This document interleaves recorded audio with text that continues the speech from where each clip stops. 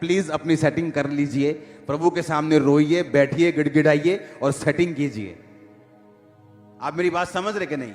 उसने कहा उसको याद करके सब काम करना, वो तेरे लिए सीधा मार्ग निकालेगा, तुझे बताएगा तुझे अपने लाइफ में क्या करना है, मैरिज में क्या करना है, अपने फाइनेंस में क्या करना है। तेरे लिए सीधा रास्ता वो निकाल के देगा जब तू उसको याद करके सब काम करेगा। उसको याद करने का मतलब वचन को याद करना, कि वचन दिमाग में होना चाहिए, दिल में होना चाहिए कि ये वचन में लिखा है कि नहीं लिखा, मैं यहां जाऊं कि ना जाऊं, अब मैं प्रेयर करूं, ये काम मैं कर सकता हूं कि नहीं कर सकता हूं।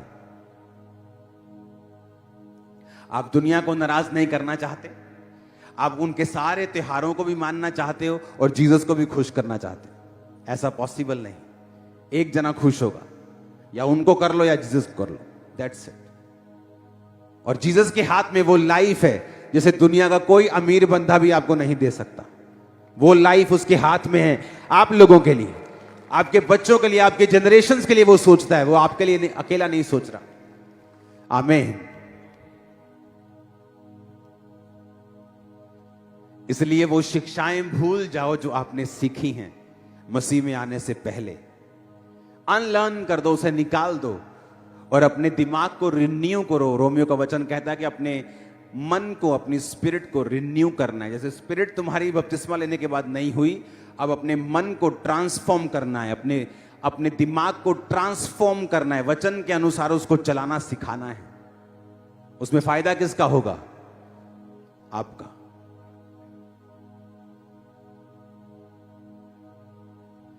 खरबों का खजाना है आपके हाथ में बाइबल, उसे खोलो, पढ़ो, समझो।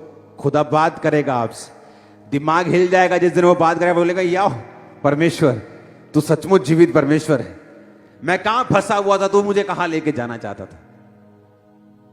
जब उसके साथ समय व्यतीत करेंगे, रोज प्रेयर में जाएंगे, फास्टिंग में जाएंगे, एक छोटी चीजों में वफादार रहेंगे। कौन सी चीजें? बोलो पड़ोसी को, छोटी चीजें, छोटी बातें।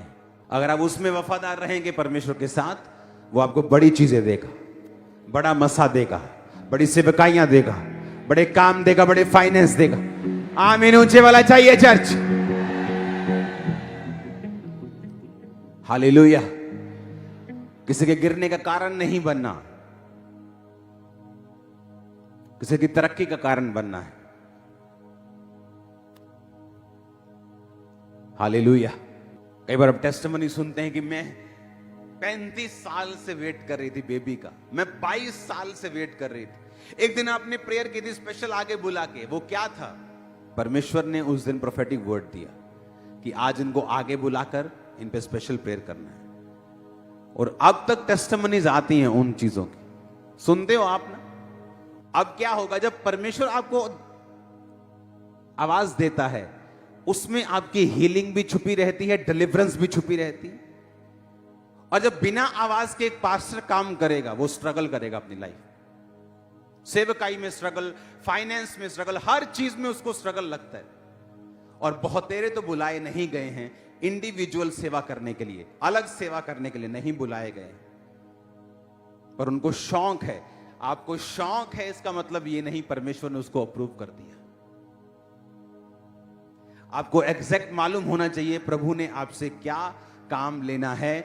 वो सुनने से पहले, उसको समझने से पहले आपकी प्रेयर लाइफ, आपका मेडिटेशन, खुदा के साथ समय व्यतीत करना, संसार से अलग रहना।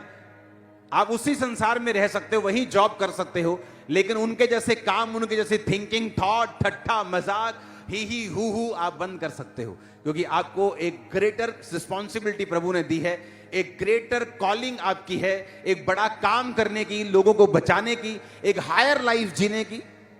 वो ठट्ठा करने वाले, ही हु करने वाले जो 10 साल पहले भी ही हु करते, जाओ देखो तो जी वो कहां बैठे हैं, वो वहीं बैठे हैं। आप भी वहीं बैठना चाहते हैं क्या 10 साल? नहीं, आप नेक्स्ट लेवल पे जा रहे हो। In the mighty name of Jesus. मैंने कहा आप नेक्स्ट लेवल पे जा रहे हो। नए लोग आपकी लाइफ में एंटर करके डिवाइन हेल्पर्स में आपको मिलेंगे यीशु मसीह के नाम में। Hallelujah, hallelujah.